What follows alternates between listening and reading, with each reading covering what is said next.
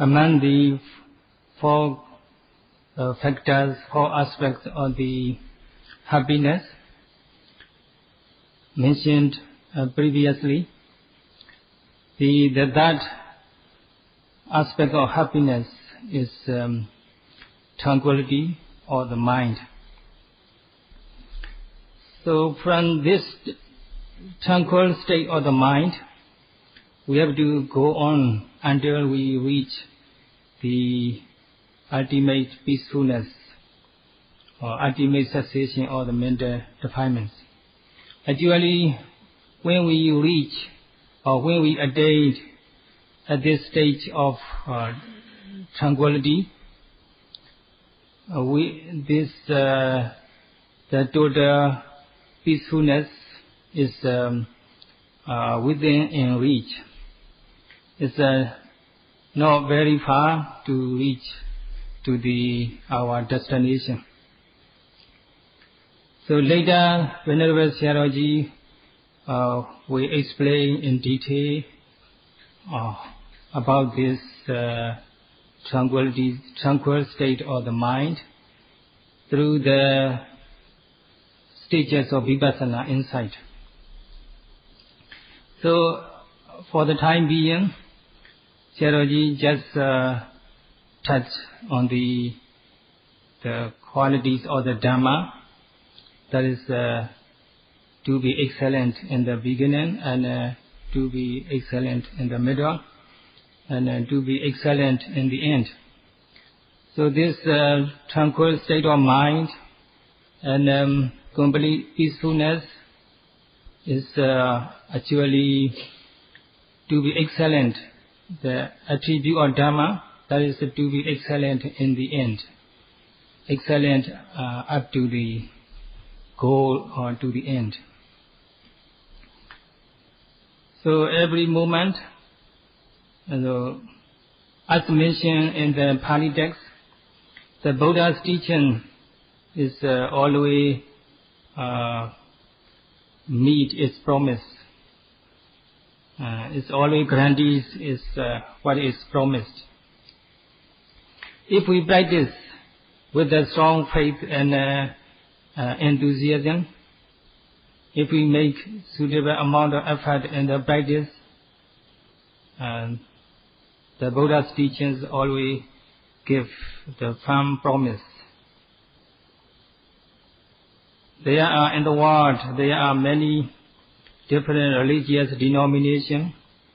Among them, Buddha teachings always provide strong and firm promises. It always can meet its promise.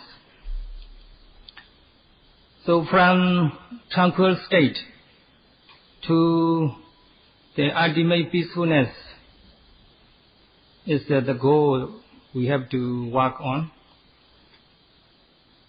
So to experience tranquil state of mind, it normally takes 2 to 3 weeks. If you are young and strong, healthy enough to put great effort in the practice, or if you practice carefully or intensively following instruction given by the teachers. So it is very important to make great effort in the practice as instructed by the teacher.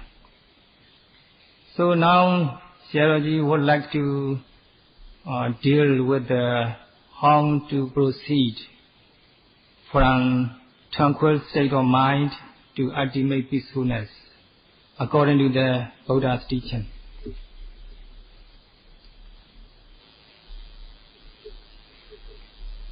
So regarding the fact that the Dhamma is excellent in the end. So according to the Pali text, Venerable Sayadaw now explained how excellent the Dhamma is in the end. So Pali text says Tatha Patipano Cha Patipati and so on. So if we practice according to the Buddha's teaching and instruction,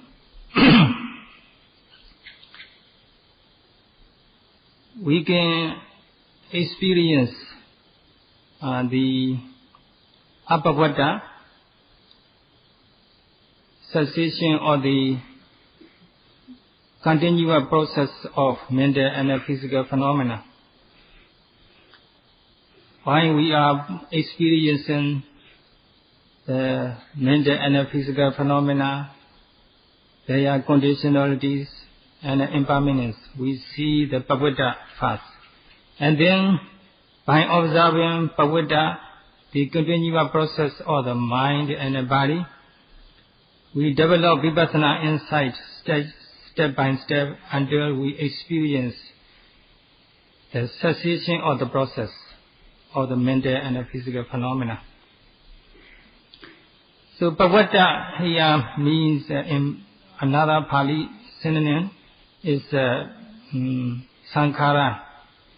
That's a conditioned phenomena. The process of the conditioned phenomena is like a river, the continuous flowing of the physical and the mental process, which is known as pavada. It's a never end. The flow of the process is going on and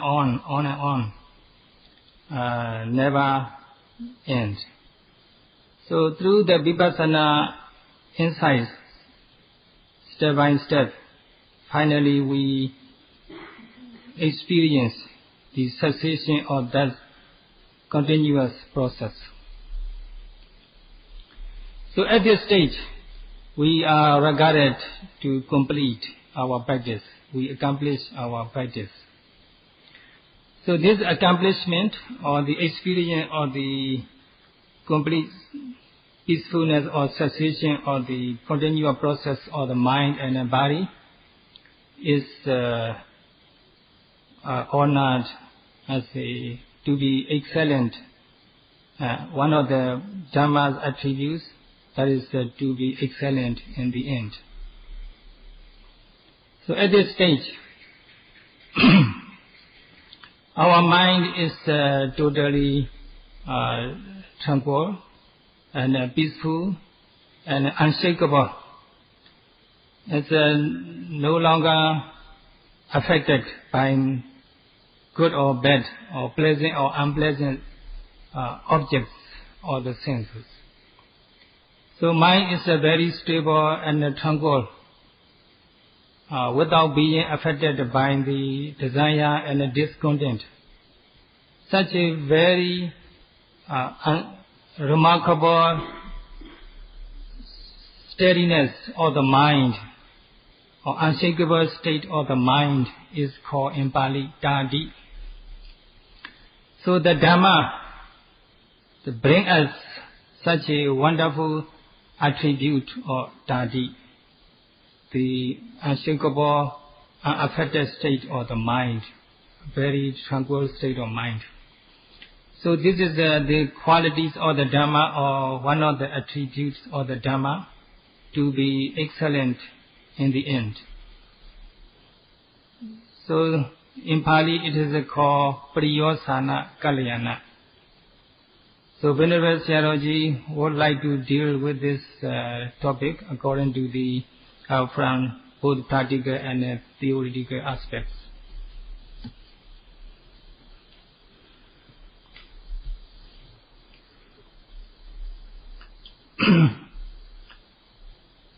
The most of people in the world, they rarely learn how to discipline themselves in terms of the bodily behavior, verbal behavior, and mental actions. So the Buddha's, according to the Buddha teaching, we need to have the knowledge on how to discipline our mind and verbal, mouth and thoughts and bodily behavior. So we need to learn how to protect our mind through the mental defilements and how to cure the mental defilements when they occur, and how to eradicate mental defilements completely. So if we don't know, if we never learn how to discipline our mind, mind is always unruling. The person with such unruling mind, they always rude and uncivilized. So discipline, how to train, how to discipline our mind is very important. We need to learn the method or how to discipline our mind, which is called in Pali Sasana Dhamma. How to train or tame our mind. Most of us, we don't know how to train or discipline our mind. Or even though we know how to discipline our mind, we may not put it into practice. We may not follow the instruction. So we are always defined with the negative mental states. So we are always impure with them mentally, physically, and verbally. So without knowledge of how to discipline our mind, we always do things as we always become stupid and foolish. There is always stupidity and foolishness pervade in our life and our mind. So such a person, such a stupid and foolish people are always blameworthy. They are uncivilized. Like an animal, the way they behave, the way they speak and think is very disgusting and unruly. And they are very rude and rough. And also they themselves are tortured by their mental defilements and hindrances. So they are someone disgusting or despicable. Even though people in the world, many people are highly educated and they have well-paid job, their social status is very high, but their moral character is very ruined. So even the Brahma, which is regarded prosperous with the Buddha's teaching, there are many people who never learn how to train their mind, how to discipline their mind, and even though they learned, they don't follow the Buddha's teaching, Sasana Dhamma. So they are also people who are not civilized or rude, physically, verbally, and mentally. So we need to learn how to discipline our mind, and also we need to put our knowledge into practice so that we can become physically, verbally, mentally well disciplined.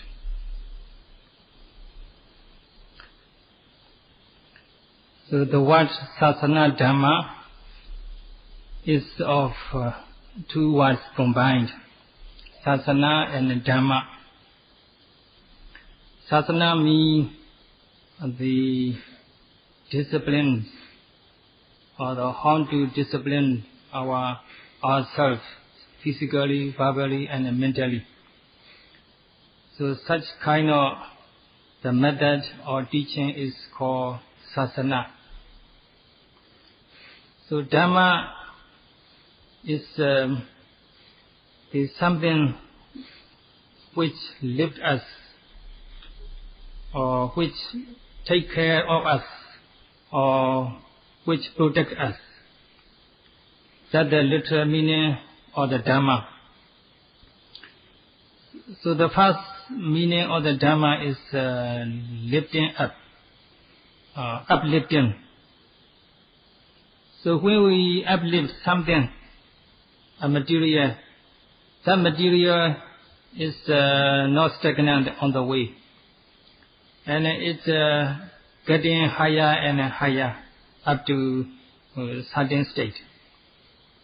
So in the same way, Dhamma uplifts our quality of life until we reach certain state.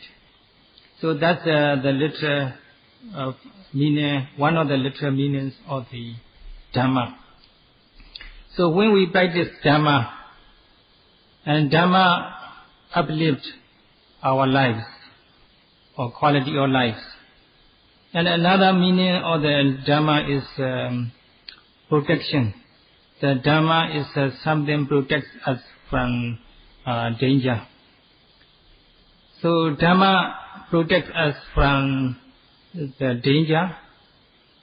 If we practice Dhamma, we are well protected by the Dhamma. So that's also the literal meaning of the Dhamma.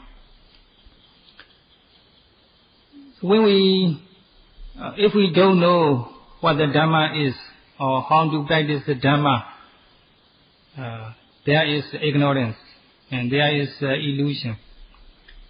So we need to learn properly how to practice Dhamma. In this way, we can get rid of the ignorance or the correct method of Dhamma. So in this way, the Dhamma uplifts our life or our quality of life. And also when we learn what's sila, morality, and what's concentration, and what's insight, and we practice, we fulfill morality training, and we overcome transgressive form of the mental defilements, and concentration and wisdom. We overcome the active form and dormant form of the mental defilements.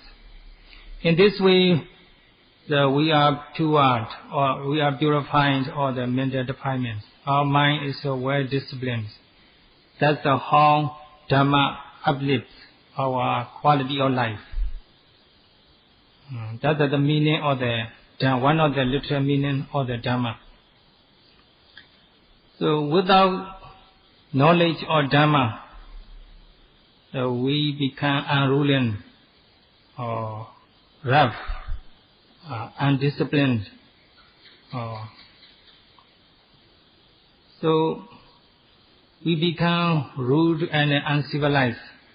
By practicing, by following the teaching of the Buddha, by developing concentration and mindfulness,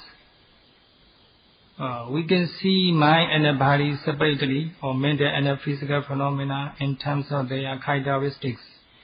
Thus we develop the insight, the distinction between mind and body, and step by step we develop the higher and higher Vipassana insight until we experience tranquil state of mind at a certain stage of the Vipassana insight. And then if we continue with the practice, we will experience the ultimate peacefulness. So in this way, the Dhamma, if we practice the Dhamma, we are uplifted by the Dhamma, or our quality of life become uplifted. Such teaching or such a remarkable, unique method is called Sasana Dhamma. The method or the teaching that discipline us physically, verbally, and mentally. So that's called Sasana Dhamma. So if we have practiced such a Sasana Dhamma, or if we accomplish such Sasana Dhamma, we can gain, we can attain the ultimate qualities of life, Tadi Bhava. Or in other words, only when we are able to practice such a Dhamma, such a unique Dhamma, we can gain such a qualities of the Tadi Bhava. Tadi Bhava means, as mentioned earlier, the unshakable state of mind. Mind is a very tranquil and purified of the mental defilement and it become unshakable, unaffected by anything or anybody, whether they are lovable or despicable.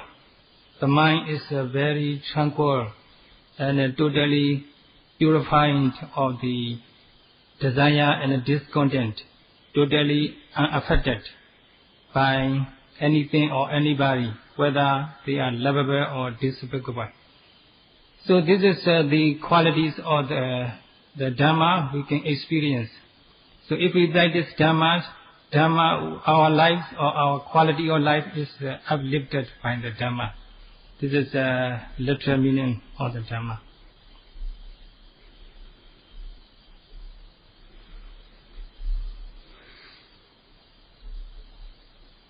So according to the Sasana Dhamma, as mentioned earlier, the method or the discipline. If we want to be uplifted, or if the quality of life, if we want our quality of life to be uplifted, all we have to do is just follow the instruction. That's our duty or our concern. So to follow the instructions, to practice Sasana Dhamma means there is 4 factors. First of all, number 1 is we have to learn the correct method or the discipline or the teaching or the how to practice. We have to learn properly. And then number 2 is we have to put our knowledge, learning into practice. We have to put great effort into practice according to our knowledge and learning. And then our practice and knowledge should be consistent. That's the number 3 factors. So that factor, we must practice according to what we have learned. And our practice and its results must be concurrent and consistent. And number 4 is to experience or to enjoy the benefit of the practice. So there is 4 stages or the 4 factors of the discipline or to complete our disciplines. So in this way we are uplifted or our quality of life is uplifted.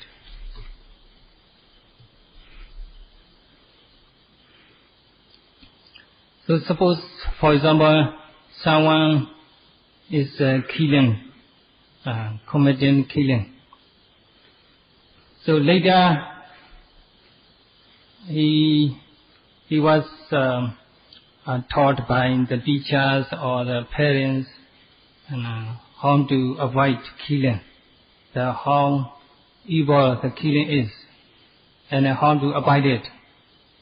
And then first he learned, and the killing is something evil. And then also he learned how to avoid it. And then he aroused the intention to avoid killing. The wholesome intention take place to avoid killing. So there is a reasoning power, and then there is the conscience or the understanding or the whether evil or wholesome or unwholesome. And then he finds killing is something shameful or fearful, so that he decided to avoid killing. So first he understands how horrible and how evil the killing is, and then he put his knowledge into practice and he avoided killing. He never ever commit killing any longer.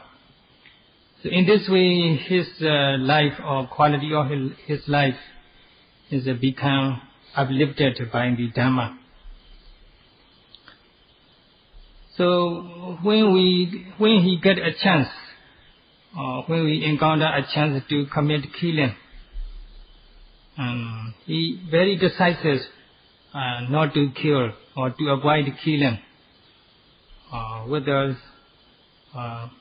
understanding of how horrible the killing is. So in this way, he becomes purified physically and verbally. With the help of the sympathy, with the feeling of the sympathy, or understanding of the other people feeling, or the reasoning power, or the outdoor compassion and loving kindness, he or she can avoid killing. So when he or she can avoid the killing, he himself, he happy, he can take delight in such a wholesome deed. And he also let others to be happy. In this way, oneself and others both become happy. That is how Dhamma promote or boost quality of life, physically and verbally. So first we have to learn how to follow, how to practice the Dhamma. And second, we have to put our knowledge into practice. And that we ourselves and other people can enjoy happiness together. So this is what we can achieve from practicing Dhamma. So when we avoid killing, we ourselves and other people, other living beings become happy. That's what we achieved from the Dhamma practice. This is the fourth stage. So in this way, there is 4 factors on the following the Dhamma. First, we have to learn how to practice the Dhamma. And then second, we have to put it into practice. And then that we can have the benefit according to the practice.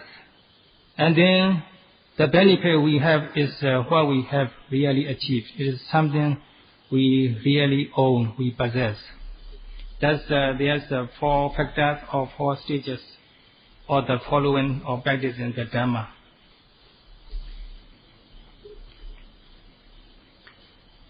So we have to practice Sasana Dhamma until we accomplish it.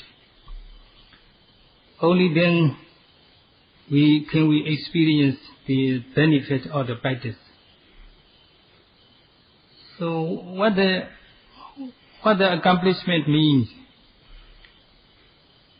how to accomplish this Sasana Dhamma, how to complete Sasana Dhamma. So there's a Pali word says Tatha. So Tatha means the following or practicing as constructed. So according to the teachings or as constructed by the Buddha, as instructed by the Buddha, we have to develop the courageous effort, mindfulness and concentration, so that we can purify our mind of mental hindrances or mental defilements. Until we gain control over our mind, until we have upper hands over the mental hindrances, we have to practice. Then only can we experience the peacefulness or happiness. Especially at the certain stage of the Vipassana insight, known as Udiyabhaya Jnana, the insight into arising and passing away mental and physical phenomena. So at this certain stage of Vipassana insight, we can experience the unique kind of happiness. If we practice as instructed by the Buddha, we are guaranteed to experience such a unique and remarkable happiness by seeing mental and physical phenomena arising and passing away moment by moment. So another meaning of the Sasana Dhamma Tatha is follow as instructed. That means, in other words, that means we should practice as instructed. It should not we practice one way, instruction another. Should not be like that. We must follow closely, strictly to the instruction. We cannot do something different from the teacher. So here Pali word Sutta and Suttanta is very meaningful Pali words. Sutta means line. When we write down, when we do writing without line, our writing may be carved and carved up or down, so may not be even, may not go properly straight. So the line is very helpful and important to keep our track straightforward. So in the same way, the teaching is the guideline for us to accomplish our practice.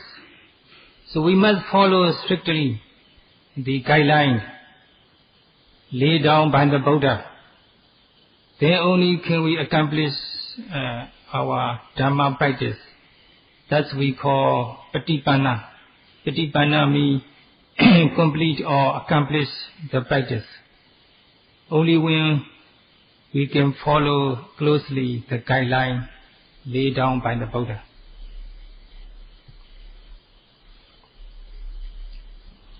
So here the yogi are practicing according to the Buddha's instruction and guideline. They don't practice on their own way, and the teachers also helping the yogis how to practice according to the Buddha teaching. Their instruction is not their own instruction; it's the Buddha's instruction. According to the Buddha's instruction guideline, the teacher helping the yogi here. So no one here practicing on their own way. They just follow the Buddha teaching. So if the yogis practice carefully and continuously, and a yogi definitely will accomplish their practice. So Dhamma always protects Dhamma practitioner. The Pali says Dhamma hawe rakati Dhamma chari. So if we practice the Dhamma, if we learn the Dhamma and we put our knowledge into practice, then the Dhamma will protect us. That's the law of the Dhamma. So Sayadaw will continue this topics next day. Is enough for today. Sadhu, sadhu, sadhu.